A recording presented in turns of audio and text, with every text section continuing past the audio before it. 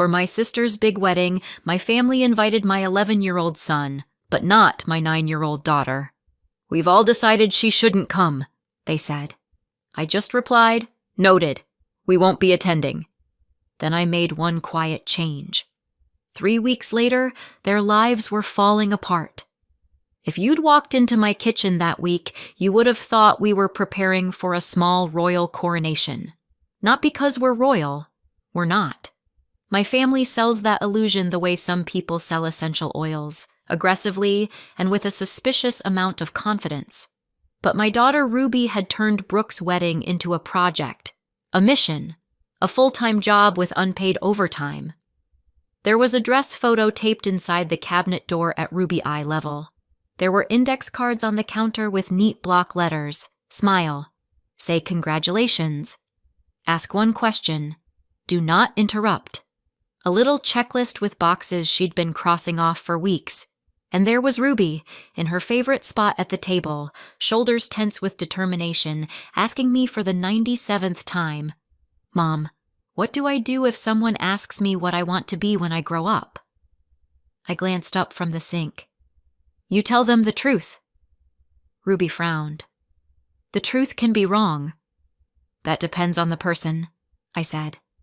Owen, my 11-year-old, walked by and snagged a grape from the bowl. Tell them you want to be a dragon.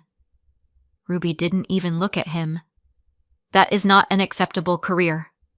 It's a hobby, Owen said, and I watched him drift closer to Ruby like a little guard dog. He wasn't loud about it. He never was. He just hovered, ready to block a comment, hand her a fidget, change the subject, like he'd been training for this in secret. Ruby tapped her pencil, then looked at me. Mom? What are the rules again? I felt that familiar squeeze in my chest. The part of me that wanted to wrap her in bubble wrap and move us to a cabin in the woods where the only social rules were, don't eat the poisonous mushrooms. I dried my hands. You say hello. You keep your hands to yourself. You don't touch the cake until they cut it. Ruby nodded seriously, as if I'd just explained a complicated legal contract. The phone rang, and I knew, before I even saw the screen, that this wasn't going to be about napkins. It was my sister, Brooke. Her voice was bright in that way people sound when they're already rehearsing what they're about to say. Hey, she chirped. Quick question. There are two kinds of quick questions. The harmless ones, like, what time are you coming? And the ones that destroy something. I put the phone to my ear and turned slightly, my back angled toward Ruby, like my body could block words. Yeah? I said. Brooke didn't waste time. So we finalized the list. I pictured my parents hovering over a spreadsheet like they were planning an invasion. And we're keeping it tight, Brooke continued, just to keep things smooth. There it was. Smooth. The word my family uses when they mean controlled. Then she said it. Owen can come, obviously, but we've all decided Ruby shouldn't. For a second, I didn't understand the sentence, like my brain refused to process it. Then heat rushed up my neck. What do you mean she shouldn't? Brooke sighed like I was being dramatic for reacting to something objectively awful. Aaron, please don't do this. I stared at the cabinet where Ruby's dress photo was taped. The edges were curling from being opened and closed 100 times. Don't do what? I asked. My voice sounded too calm, like it belonged to someone else. It's just... Brooke lowered her voice, like the walls had ears. It's a big wedding. There are a lot of important people. Nathan's family. You know. I did know. Everyone knew. My parents had been talking about Nathan's father, Richard, like he was a celebrity and a religion at the same time. His company was the bigger one, the one my parents' small business had partnered with recently. The partnership had already made their lives swell in size, like someone pumped air into them. New friends, new opportunities, new obsession with how it looks. And now my 9-year-old daughter was apparently a threat to it. I took a breath. Ruby has been preparing for this for months. Brooke made a small noise, impatient. Okay, no, you don't understand, I said, and I could hear the desperation in my own voice. I hated it.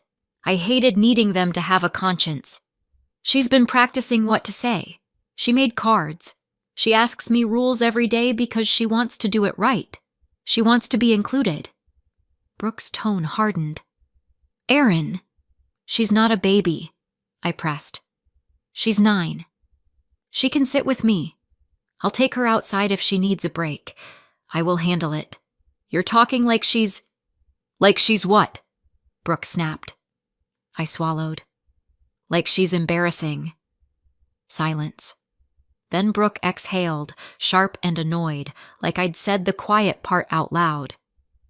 We can't risk anything, she said. Not at this wedding. Not with his family there. People don't understand. You know how it can be. My fingers curled around the phone. You're not worried about her being overwhelmed. You're worried about optics. That's not fair, Brooke said immediately, which is what people say when it's completely fair. You're my sister, I said. Ruby is your niece. And this is my wedding, Brooke shot back. We all discussed it. It's better this way. End of discussion. That line hit like a door slamming. I opened my mouth and nothing came out. Because what do you say to someone who just told you, calmly, that your child is a liability?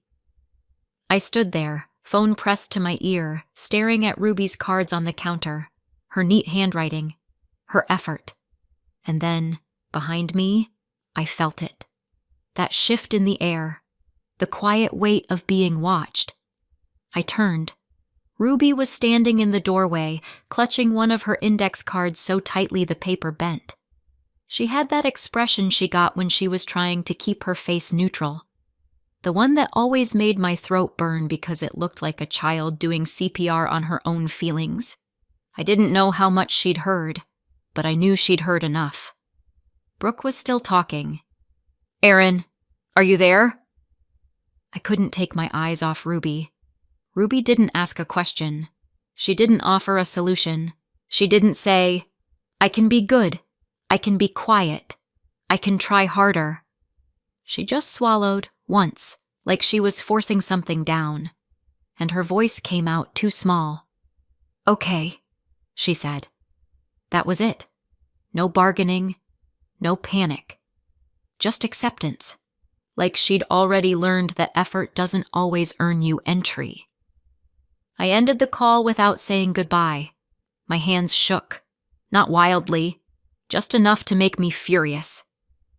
Ruby's eyes flicked to the dress photo inside the cabinet, then away. She walked to the counter, picked up her cards, and stacked them neatly, as if tidiness could make it hurt less. I turned back to my phone.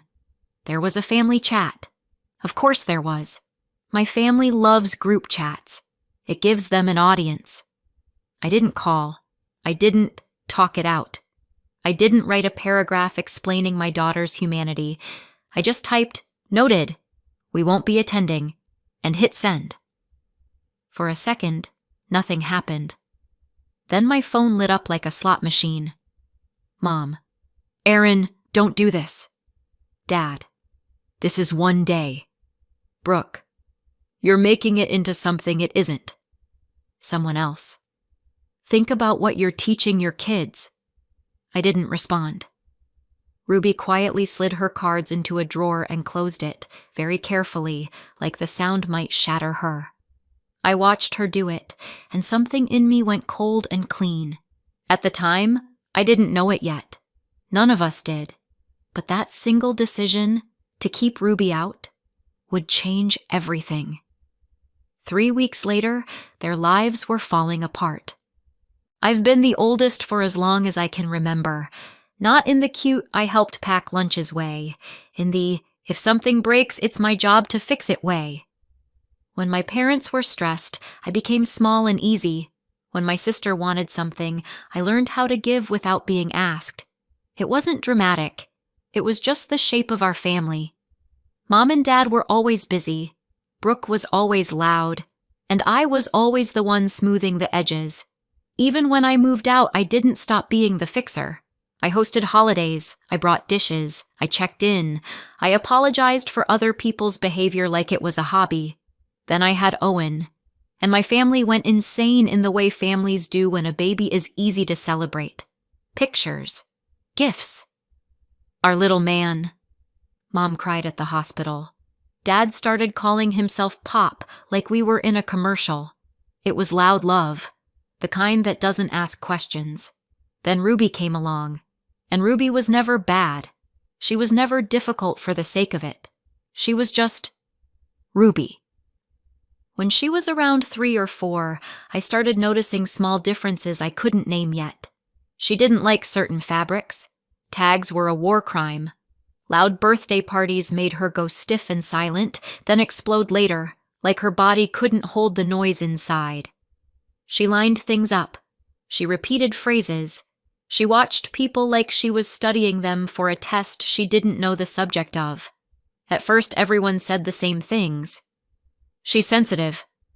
She'll grow out of it. You're overthinking.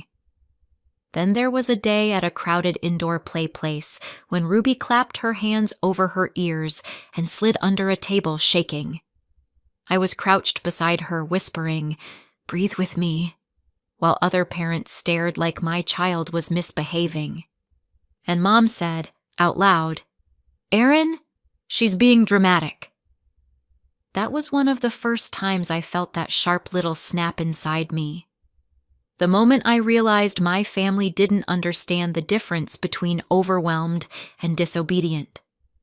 It took time to get answers, years of collecting little puzzle pieces, teachers hinting, pediatricians waving it off, me walking out of appointments with pamphlets about strong-willed children like that explained why my daughter cried when someone moved her cup.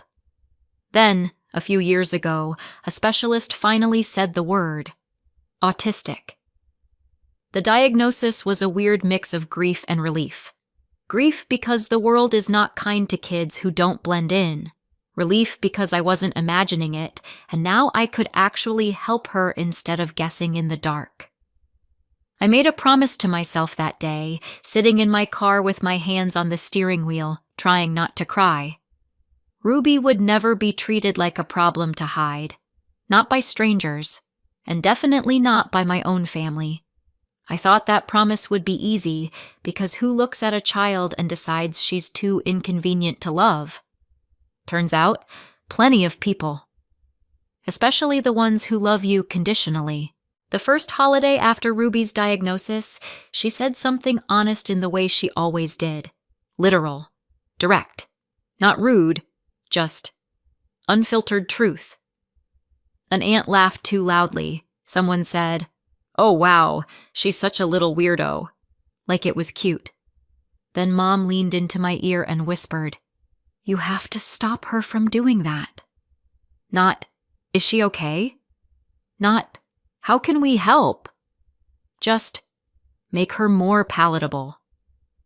I tried the polite route. For years, I explained autism in simple terms. I offered strategies.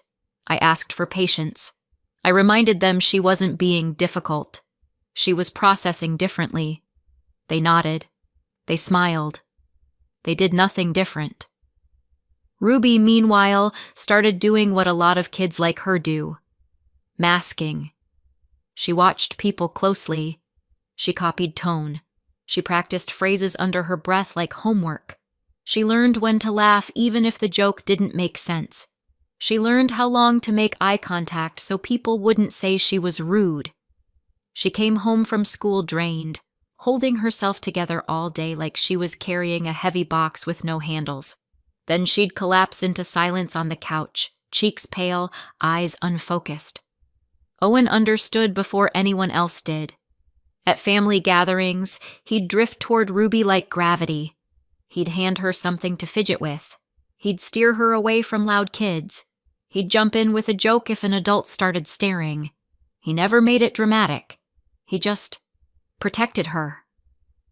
My parents, on the other hand, started having important events. A dinner, a work thing, a party where they wanted to impress someone. At one of those gatherings, Ruby said something a little too literal to someone in a fancy suit. I watched the person blink, smile too tightly, and then turn away.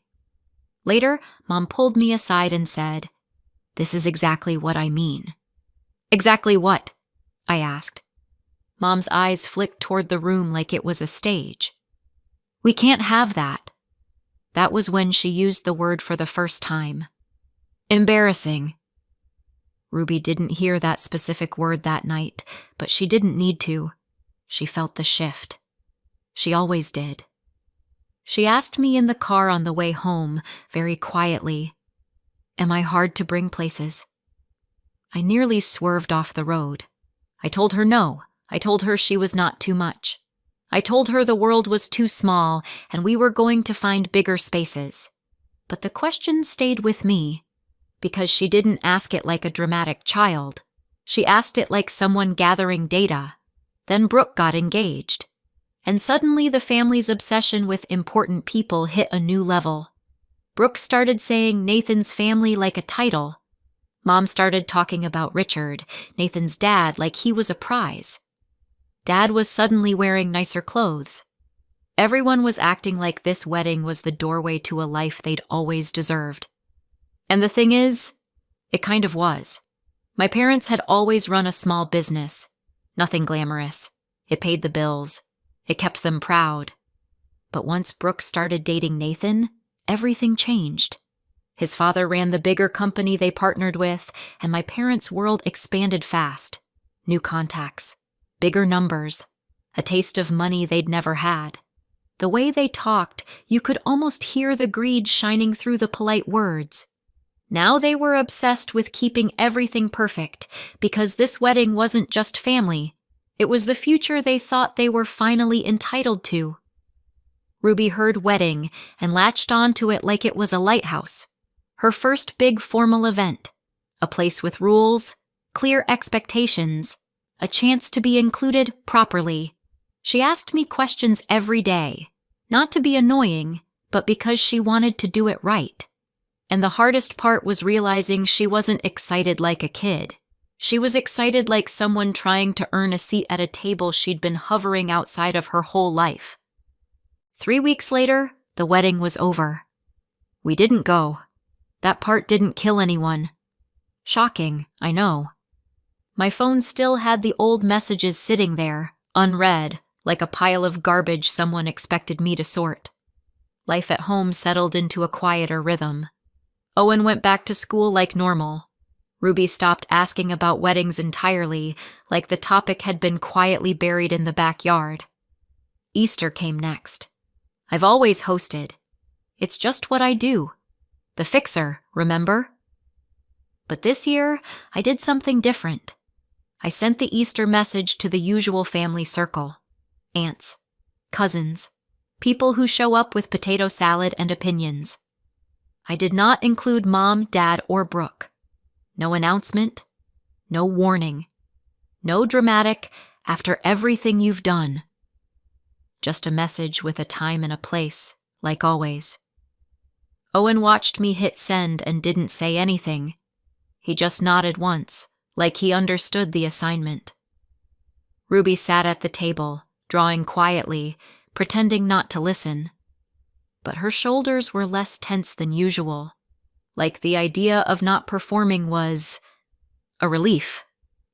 The group chat responded normally at first. "Do you need deviled eggs? I can bring dessert. What time should we come?" Then the interruption came. "Mom, wait. Are we not invited?" The tone was sharp and staged, like she'd stepped onto a stage and adjusted her microphone. Brooke followed immediately. "So first you don't attend my wedding, and now you're cutting us out of Easter? What is wrong with you?" Dad jumped in too, because of course he did. "This is cruel, Aaron. You're punishing everyone." They weren't asking quietly. They weren't texting privately. They wanted witnesses. They wanted the whole family to see me being difficult. Because that's how they win. They make you feel shame under fluorescent lighting. I stared at the screen, that old reflex stirring in me, the one that wants to smooth it over, soften the edges, fix it. Then Ruby looked up from her drawing. She wasn't crying. She wasn't yelling. She was just watching my face like she was waiting to learn what truth costs. And something in me went still. I typed one message. Just one. No speech, no diagnosis lesson, no begging for empathy. I didn't attend Brooke's wedding because you excluded Ruby for being autistic and said you couldn't risk embarrassment in front of Nathan's family. So no, you're not invited to Easter. We're done. I hit send. The chat went weirdly quiet. No jokes, no emojis, no immediate backlash. Just that awful pause where you can feel people reading. Then someone typed, "Is that true?" I didn't answer. Because if I answered that in the group chat, it would turn into a debate. And I wasn't putting my 9-year-old's dignity up for family voting like it was a casserole contest. A few minutes passed. Then my phone rang. Unknown number at first. Then it stopped. Then it rang again. This time it came through with a name. Nathan. I stared at it for a beat, thumb hovering, brain doing that quick inventory of worst-case scenarios. Then I picked up. "Hi," I said. There was a pause on the other end. Not dramatic, not angry, just careful. Like he was walking across glass. "Aaron," he said quietly. "I'm sorry to call. I saw what you wrote." "Okay." Another pause. I could hear breathing, like he was trying to decide how to ask without sounding like the villain. "Is it true?" he asked. "Did they really tell you Ruby couldn't come because they didn't want to risk embarrassment?" My throat tightened. I kept my voice level anyway. "Yes," I said. "That's what they said." "And Ruby," he added, softer. "She's 9. "Yes." He didn't say, "That's insane," even though I could tell he wanted to. He didn't try to smooth it over. He didn't defend Brooke. He just went quiet for a long moment. Then he said, "I didn't know." "I know," I replied. Another pause. "Thank you for telling me the truth," he said finally. Then he hung up. The next morning, the pounding started. Not a polite knock. Not a, "Hey, can we talk?" Pounding. Owen appeared in the hallway instantly, like he'd been waiting for it. Ruby was behind him, quiet and pale, gripping the edge of her shirt. I opened the door and there was Brooke. Her eyes were red, but not with sadness, with rage. Her hair was shoved back like she'd done it in a hurry. Her whole body looked wired, vibrating. She didn't say hello. She didn't look at Ruby. She launched straight at me like a missile. "What did you tell him?" she hissed. "Who?" I asked. "Nathan, what did you tell my husband?" "Nothing." I kept my voice calm. "He called me. I just told him the truth." Brooke's laugh was sharp and ugly. "Of course he did. And of course you couldn't wait." "I didn't call him," I said. "He asked if it was true. I said yes." Brooke stepped closer. "He left." I didn't move. "Left where?" Brooke's face twisted. "I don't know. Somewhere. He said he needed space. He said he needed to think." Her voice cracked on the last word like it physically offended her. "He wouldn't even sleep at home." Owen's jaw clenched. Ruby went very still. Brooke noticed them then, really noticed them. And instead of lowering her voice, she got louder. "Good," she snapped, eyes flicking to Ruby like Ruby was an object on a counter. "They should hear this. They should see what you've done." I felt something cold slide into place inside me. Brooke, leave! She jabbed a finger toward my chest. You humiliated me in front of everyone. You made me look like a monster. You excluded your niece, I said, voice flat. Brooke shook her head fast, like she could shake reality loose. We were protecting the wedding. No, I said. You were protecting your image. Brooke surged forward into my space, and for a second I thought she was going to shove past me into my house.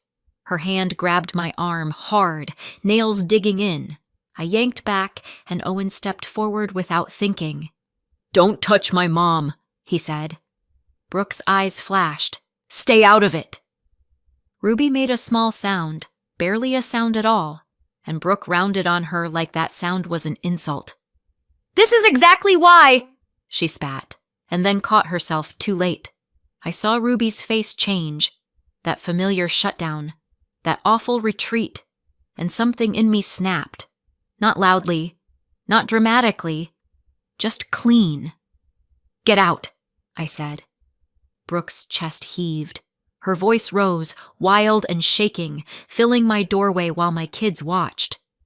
You did this to me! And that was the moment I understood this wasn't just a family fight anymore.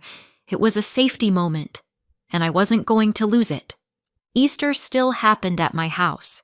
Not because I was trying to prove a point, because I refused to let Brooke's tantrums steal another day from my kids. I kept the curtains open. I kept the door locked. I let Owen help hide eggs in the yard.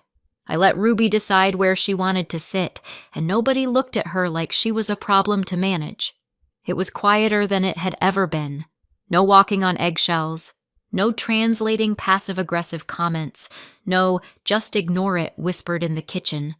For one day, it felt like peace might actually hold. And I let myself believe, briefly, that the blow-up was the end of it.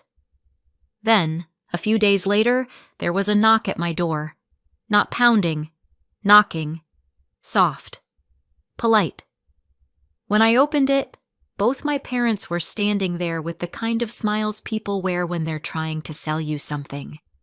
Mom held a container like it was a peace offering. Dad's hands were in his pockets, shoulders lifted like he was trying to look harmless. Hi, Aaron, Mom said, voice syrupy. Can we talk? I didn't step aside. About what? Mom's smile twitched. We hate how things have been. Dad nodded quickly. This has gotten out of hand. Mom continued. We want to make it right. We didn't realize how it sounded. The words were sweet, but the urgency underneath them was sharp enough to cut. I waited. Mom's eyes flicked past me, toward the living room, like she was checking if Ruby was visible. There's concern, she said carefully. About the partnership. There it was. The real wound. Dad cleared his throat. They're reconsidering some things. Mom rushed in. Nothing is final yet. It's just tense. Nathan has been distant. It's all very complicated. But we think there's a way to fix it. I crossed my arms. Let me guess. That way involves me doing emotional labor for free. Mom laughed lightly, like I'd made a joke and not a statement of fact. We're hosting a family dinner, she said. Everyone will be there. Brooke and Nathan's parents, Richard and Victoria. Dad added, They want to talk. Clear the air. Mom's smile widened. We want you there. And Owen. And Ruby. My stomach tightened. Ruby? Mom nodded quickly, like she was very proud of herself. Yes, Ruby will be included. We'll do whatever adjustments she needs. Quiet space, safe foods, breaks. Whatever makes her comfortable. It sounded rehearsed, like they'd written it down. Dad stepped forward slightly. This is a chance, Aaron, for healing. For a second, I almost laughed. They hadn't come to apologize. They'd come because their shiny new future was wobbling and they needed me to hold it steady. Mom leaned in, lowering her voice like she was sharing something intimate. Please, Just come. If they see you're willing, if Ruby is there, it will show we're a family, that we can handle this." I stared at them, and I could feel the old reflex in my bones. The fixer, the smoother, the one who makes everyone comfortable. Then I thought about Ruby's face in the kitchen, the way she'd said okay, like she'd been training for rejection her whole life. I didn't say yes at the door. I said, "I'll think about it." Mom's relief was immediate. Too quick. Like she'd been sure I'd fold. After they left, I sat at my table with Owen and Ruby. Owen didn't look thrilled. "It's a trap," he said bluntly. Ruby stared at her hands. "If we go, will they want me there?" That question hurt more than any screaming. "They said you can come," I answered carefully. Ruby's eyes lifted, hopeful in that careful way that always made me want to cry. Not excited, not joyful. Hopeful like she was stepping onto thin ice. I didn't agree because I trusted my parents. I agreed because Ruby deserved one moment where family didn't mean enduring. So we went. Mom and Dad's house looked like it had been staged for a magazine spread called People Who Are Definitely Not Panicking. Too clean, too bright, too many smiles. Brooke was there, wearing her new wife glow like armor. Nathan stood off to the side, quiet and tight in the jaw. Richard and Victoria sat at the table like they were watching a documentary. Polite. Still. Taking notes without a notebook. Mom made a big show of accommodations. Quiet room, soft lighting. "Ruby's safe foods." She said it loudly, like she wanted applause for basic decency. Ruby nodded and kept her eyes on her plate. Dinner started fine. Almost fine. The kind of fine that makes you think, maybe this was just a nightmare. Then Mom stood up with her glass. Of course she did.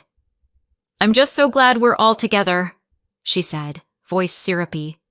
"And I want to clear something up. People don't understand autism. It can be difficult.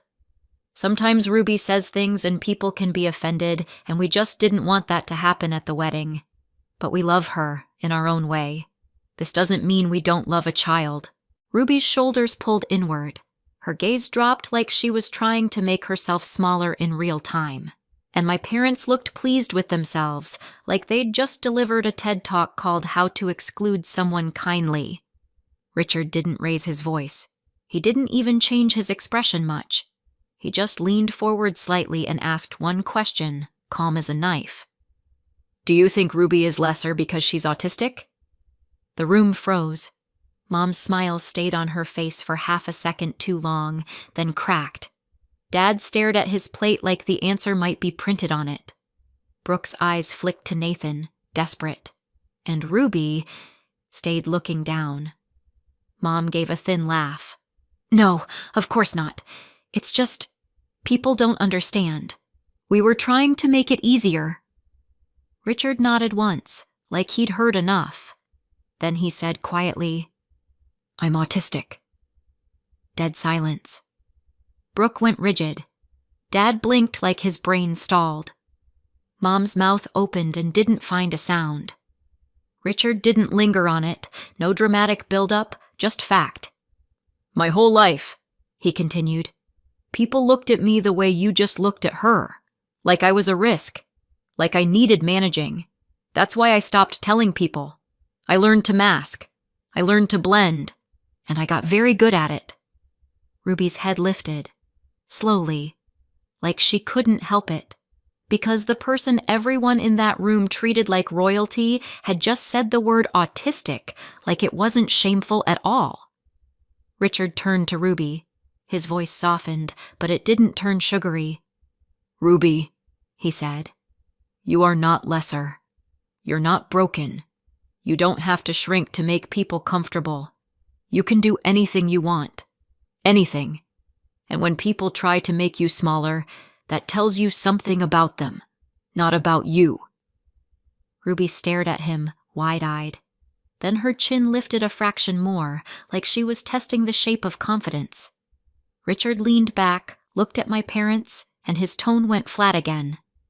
"And as for the partnership," he said, "it's not going to work." Mom's face drained. "Please." Richard stood. Victoria stood with him. Nathan stood too, not looking at Brooke. Richard didn't argue. He didn't negotiate. He didn't give them the dignity of a debate. He just left. Nathan followed. The front door closed, and the silence that remained felt heavier than any shouting. My parents sat there, stunned, like they'd just watched their future walk out on its own legs. Ruby didn't look down anymore. I reached for her hand. Owen was already at her side, and I did what I should have done a long time ago. I stood up, took my kids, and walked out without saying a word. 6 months later. Our house is quiet in the best way. No dread, no group chat drama, no family meeting ambushes disguised as concern. Owen laughs like he's not on duty anymore. Ruby doesn't flinch when the doorbell rings. She's got friends now. Real ones. The kind who don't treat her like a problem to solve. She's still Ruby, still rule-loving, still blunt sometimes, but she says what she thinks without staring at my face afterward like she's waiting to be punished for existing. And me? I'm still no contact. The easiest boundary I've ever kept once I stopped confusing guilt with love. The fallout came in pieces, through other people, like gossip delivered with a side of shock. Brooke's marriage didn't survive the "we excluded your niece because she might embarrass us" conversation. Nathan moved out, then made it official. Divorced. Richard didn't just pause the partnership. He ended it. Clean. Final. The kind of cut you don't stitch back together. My parents tried to scramble. They begged. They blamed me. They tried to spin it as a misunderstanding. But once the bigger company pulled out, everyone else suddenly remembered they had concerns too. Contracts dried up, accounts closed, calls stopped getting returned. The small business they were so proud of, gone. The house they loved showing off, sold. Last I heard, they were renting a place across town and telling anyone who would listen that I destroyed the family. Which is funny, because I didn't destroy anything. I just stopped covering it up. Sometimes I think about that day in my kitchen, Ruby holding her little cards, saying okay, like she'd already decided she wasn't worth the effort. Then I think about her now, sitting on the couch with friends texting her. And I remember what peace feels like when you stop begging to be treated like family. So what do you think? Did I go too far or not far enough? Let me know in the comments and subscribe for more.